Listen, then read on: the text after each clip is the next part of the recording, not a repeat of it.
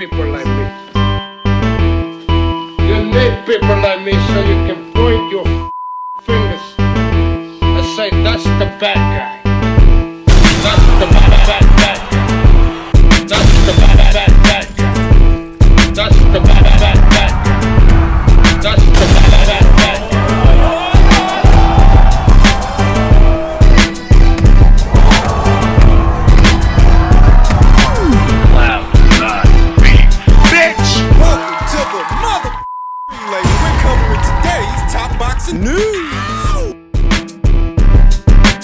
Okay, we'll start with this. The latest from Amanda Serrano en route to her upcoming trilogy with Katie Taylor.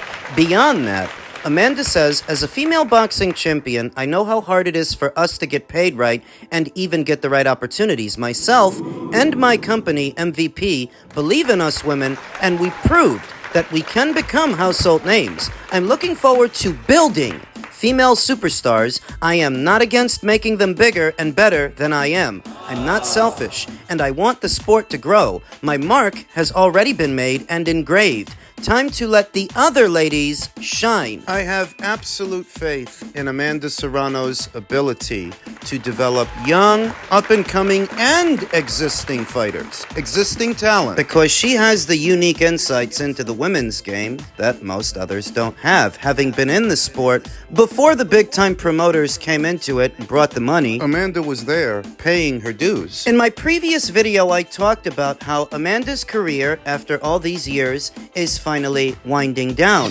And this could be her last year as a professional boxer, but not her last year in the sport of boxing. Beyond that, there's more work needs doing. I've already been made aware of what familiar faces and what familiar fighters Amanda Serrano has signed. I won't break that news here. What are the beginnings of Amanda Serrano's endeavor into the world of management and promotion? And she is already off to a good start. You'll see. So you often hear it said that not every good boxer or great boxer makes for a great promoter, and most people cite Floyd Mayweather as the example that while he was a great fighter in his own right and great at promoting himself, he wasn't so great at promoting others because he was too selfish, too self-centered. He liked being in the limelight too much, even after his own career ended, which inhibited his ability to promote other fighters. That won't be the case with Amanda Serrano.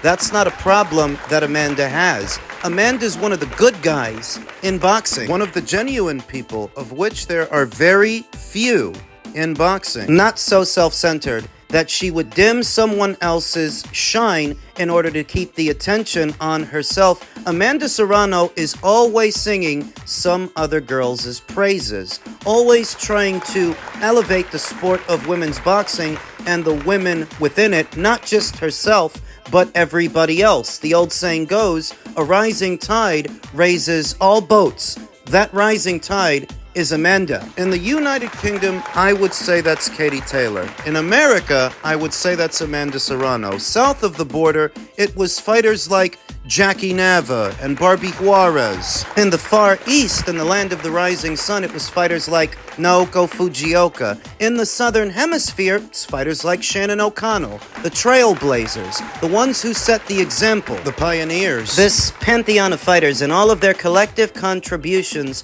are what helped to elevate the sport. Now, Amanda's gonna take it a step further. I honestly think she'll make a fantastic manager, a fantastic promoter, because she's got insights into what needs to happen inside of the ring and outside of the ring. Having been in the business for so long, I remember that Amanda Serrano didn't take the first deal to fight Katie Taylor that Matchroom offered because she felt the fight was bigger, much bigger than what they valued it. And she stuck to her guns, and in the end, she was right. So these are the kinds of insights that I'm talking about, the kind of vision. Because at the time, even I couldn't see it. I felt that they should have did the fight when Matchroom wanted to do the fight, where time has proven Amanda right. The fights have turned out to be much bigger, much bigger, on a much bigger stage than even I could have ever imagined. And it is because Amanda stuck to her guns. From inking a promotional pact with Jake Paul and MVP to sticking to her guns when it came to the Katie Taylor fight, the Katie Taylor fights would have turned out to be the very biggest fights in women's boxing, the most watched,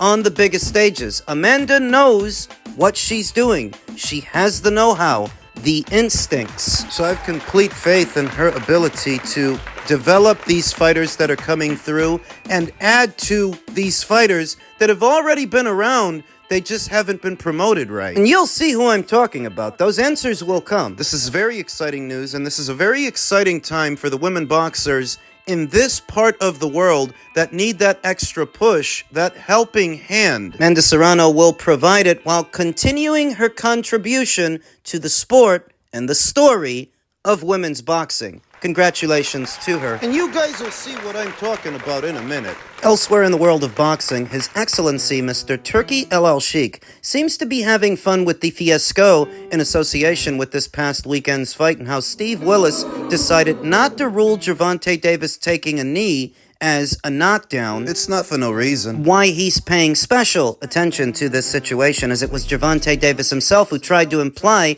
that there's corruption over there in Saudi, and that's a part of the reason he doesn't want to go. Just a refresher. And you seen how the guy was, he looked at the scorecard. Yeah, he looked at it. Bro, but when I said it, it was like, the way how he was talking, he was like, yeah, Devin, my man, like, you know what I mean? We want to get Tank over here and fight. Man, I already know what y'all gonna do. Like, if I don't get the knockout. He put a tweet saying, like, this is what Tank was talking about. See? But every time I say something, it's like I'm hating because I'm going against the grain. Like, I mean, not even going against the grain. I'm just not, you know.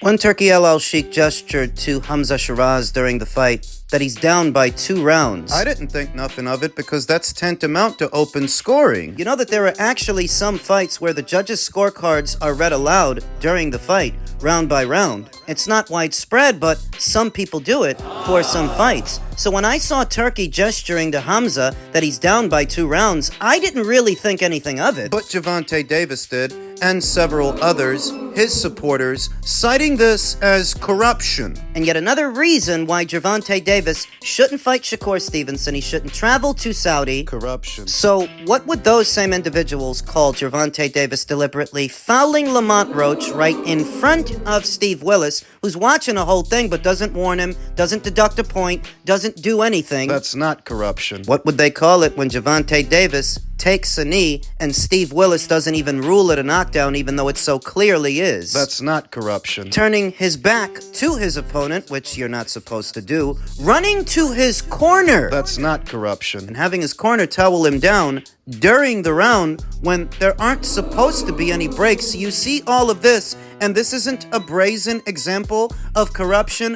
Or is it that you guys don't actually have a problem with corruption per se? It's not corruption so much as whose corruption we're talking about. Since you don't have a problem with Gervonta's, you seem to think that he should be allowed to do whatever he wants to where, is it even a boxing match anymore? Is it really a sport? Or is it a preordained spectacle where the outcome has already been decided irrespective of what happens in front of the live audience? They're gonna make sure Gervonta Davis doesn't lose, one way or another, no matter how many rules they have to bend and break. And this is why Turki is taking jabs at Steve Willis, really jabs at Gervonta Davis. The amount of protection this kid gets is insane. Though in spite of it, crooked officials and piss-poor officiating, people know what they saw. You know, I think he lost the fight, if we're being really honest. I just know that from experience. So, you know, I think he lost the fight, if we're being really honest. Tank, you lost that fight. I mean, the only reason they gave you the fight was because you would make more money as a champion, but there's no way it's a draw, and they didn't call the knockdown. If they called a knockdown, you lost that unanimously. So I'm going to go on the record before everybody else tells you 100% you lost without blinking, hand up the guard, strike me right here. You lost that fight. And I think everybody believes that. I think everybody believes that. I don't think nobody, being really honest with you, would say that you won that fight. I saw Team Batman Boxing conduct an independent poll asking, who do you think won, Gervonta Davis or Lamont Roach, that had a sample size of about 28,000 people. And of the 28,000, 65% thought Lamont Roach won. An overwhelming number of voters. And I remember on the Boxing News app, they said 75% of voters had Lamont Roach winning the fight. So how could that much of the boxing community have it one way and the actual officials have it another? Corruption. So that when Gervonta Davis starts talking about funny business on somebody else's show, he's really just projecting his inadequacies onto them. Remember when he said that Shakur Stevenson is only now calling him out because he's talking about retiring? He's projecting. You're talking about yourself and the Vasyl Lomachenko fight. That the only reason you want to fight him now is because he's talking about retiring. And you say that you don't want to go to Saudi because of the funny business over there. What about the funny business over here? It's a lot more funny than what's going on over there. Over here, you can go as far as taking a knee and they won't rule it a knockdown. You can stop the action, go talk to your corner in the middle of the round and not get disqualified for it. Over here, That's why he doesn't want to travel. He doesn't trust that without those added perks, he can still get the job done. Because underneath it all, he's not that good a boxer. he never was. No top-tier, top-shelf boxer needs this much protection. I mean, it's not even boxing with this kid. It's not even sport. It's just a bunch of weird kids with a man crush.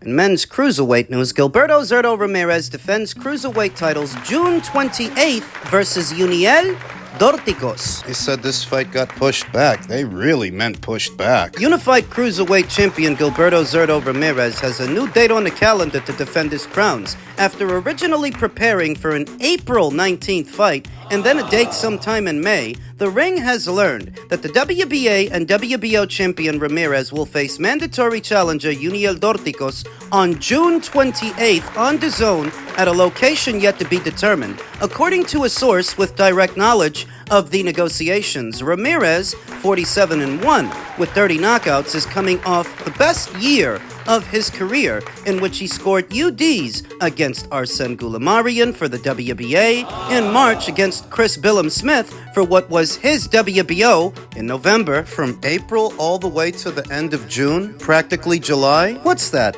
3 months? Just about 3 months. I don't expect that the WBA would so decide to strip Zurdo of the titles due to the delay, because they make a lot more money from Zurdo having that belt than Dorticos having that belt. Even though it's a pretty lengthy delay, I don't expect them to hassle him over it. Dorticos, 27-2 with 25 knockouts, remained as the WBA's mandatory challenger throughout and received step-aside fees in order for Zurdo to step in for sizable opportunities. Dorticos, soon to be 39 years old, a Cuban based in Miami, has been inactive in recent years, fighting only once in 2019, 2020, 2021, 22, didn't fight at all in 2023, but fought once in 2024. The career-long cruiserweight has fallen short in the two most significant contests of his career, albeit in ultra-competitive title fights. In 2018, Russia's own Murat Gassiev dramatically dropped Dorticos twice and stopped him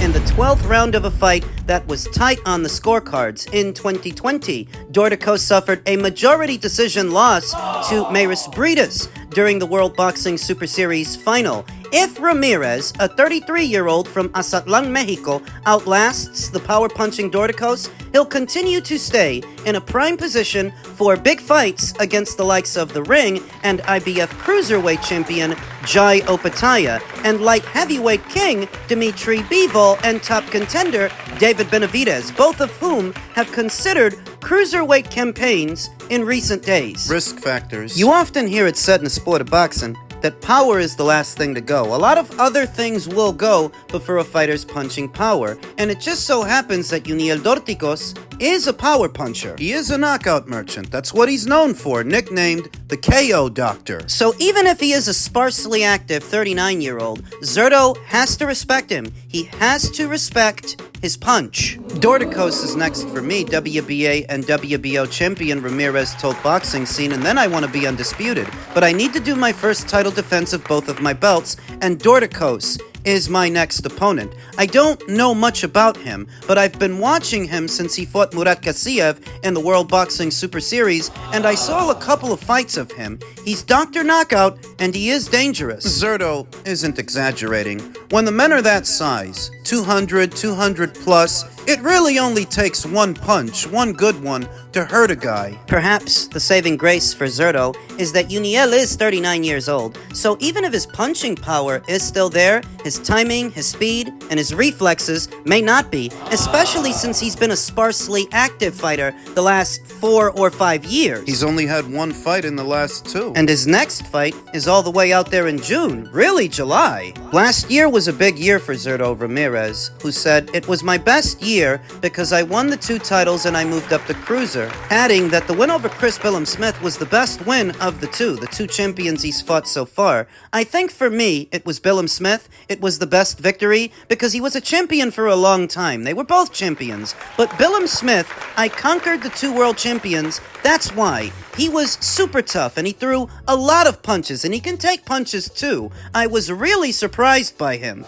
Dorticos comes first, but unifications is what is driving Ramirez, a gifted southpaw, making money and getting all the belts, he said, smiling when asked about his motivation. That's my main goal, to have all the belts, my legacy, and that's what I want. Zurdo has proven enough in his cruiserweight run that you can give him good odds to make it past Uniel Dorticos. And what it will require of Zurdo is to go back to his old style, being that prolific mid-range to inside puncher within close quarters of Dorticos, making it hard for him to get those long arms out and generate that power. He's got to play him close to the chest the way Mayris Breedis did. And so long as he can neutralize his power and wear him out. Because remember, he is 39 years old. While he's doing that, it would seem that Jai Opetaia, he's got some fight news pending. he seems to have something coming down the pipeline at the same time that Badou Jack is hinting at